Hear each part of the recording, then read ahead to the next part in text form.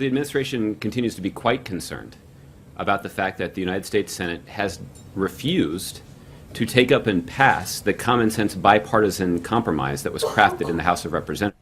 And that's our daily visitor, White House Press Secretary Josh Earnest, taking aim at the Senate, urging a vote to restore parts of the Patriot Act. It's a race against the clock. Domestic surveillance authorities expire June 1st, I believe. So a vote could come soon. Republican Senator Richard Burr, chairman of the Intelligence Committee, has released a compromise proposal. It would end the bulk data collection of Americans' telephone records by 2017 and would provide a path forward towards having corporations store telephone records, not government agencies.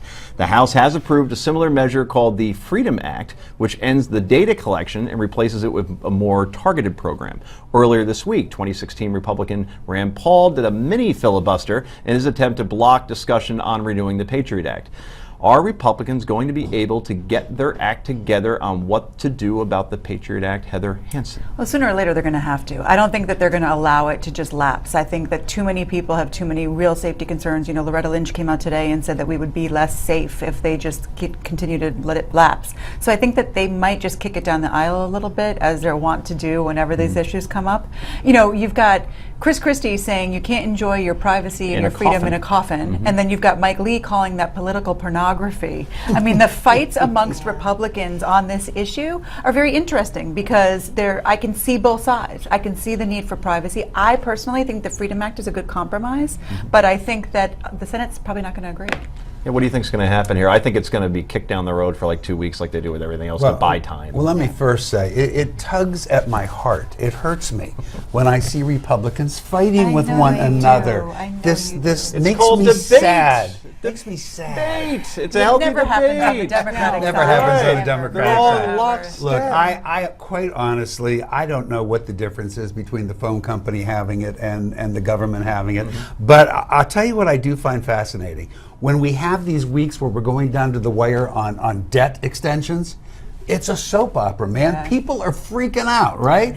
Nobody cares. Well, right. Nobody really why they cares don't about care? this. Because they figure it's just going to go on anyway in Yeah, some capacity. and they all look at it and go, yeah, the government's been collecting my phone calls. It hasn't made a difference in my life. I don't care. I have made this point in a column a while back, and I completely believe it to this day.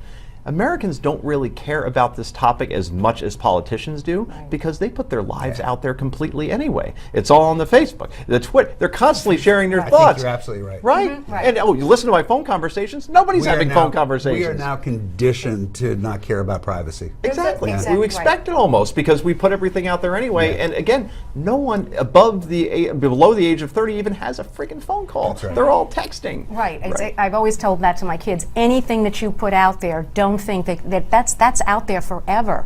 I mean, anybody can retrieve that, and so, and they're all on social media. And I hope also that they can come to a compromise with it. That there's a way where people's civil liberties are, preserved, as well as having, national security. And I think I think that, as you said, that the Freedom Act makes sense. Again, I don't really understand, because from what I understand about this is that when they collect this data, that they're getting the number called, the person, who is calling, the date, the time, not the content. Correct. Right. So.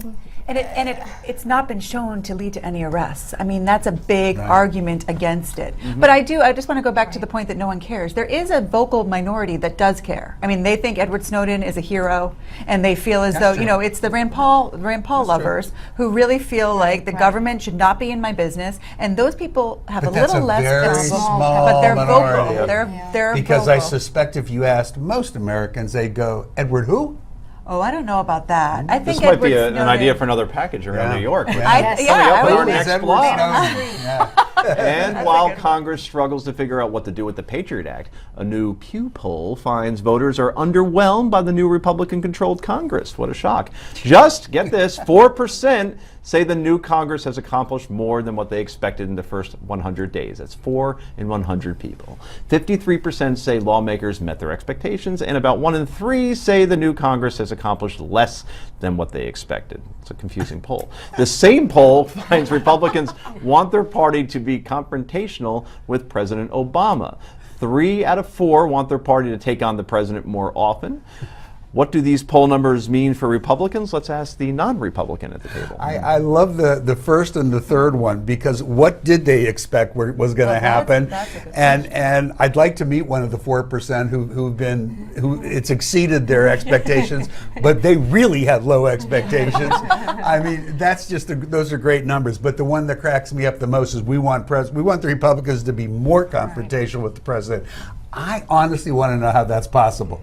You know They what? have agreed with him on some issues, like Yeah, the like ones trade, that they for agree instance. on, right, right. So Republicans would be going, yeah, we like this trade thing. Obama's right on that one. What is it that they want them to confront him on? It's a general sentiment, not anything specific. I mean, Come on. Well, I think it's the overall idea that he just continuously exceeds his authority. And the Republicans continuously beat the you-know-what out of him for But doing they it. try and so- they try and rein him in, but I think Republicans want him reined in more. I don't know how one does that, but we've got lots of lawsuits out there that maybe will do it. Yeah, I think it's also a general dissatisfaction with government that people have, the way government is working, and that's on both sides. That's with the Congress and that's with the president.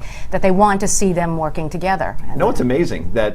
So we talked about a pay raise for Congress a couple shows ago, and how they've only made the same amount, $174,000 a year for 7 years. And then we show polls like that, and then you say, well, of course they don't deserve a raise because Right. look at the merits. Performance. But at a 90% clip, people who run for Congress and win, and then they run again, they win again. Yeah. Right. So everybody's dissatisfied, but That they keep was voting exactly their because people back in a recent Rasmussen poll, interesting what you just brought up. People are satisfied with on a whole with their local representatives. You want to solve the pay raise problem and get the government under control? Put Congress on a commission. On a commission? Wow, incentivized, like waiters and stuff. Coming up next, Mr. Unger hits the streets of New York to talk Memorial Day. Stay right there.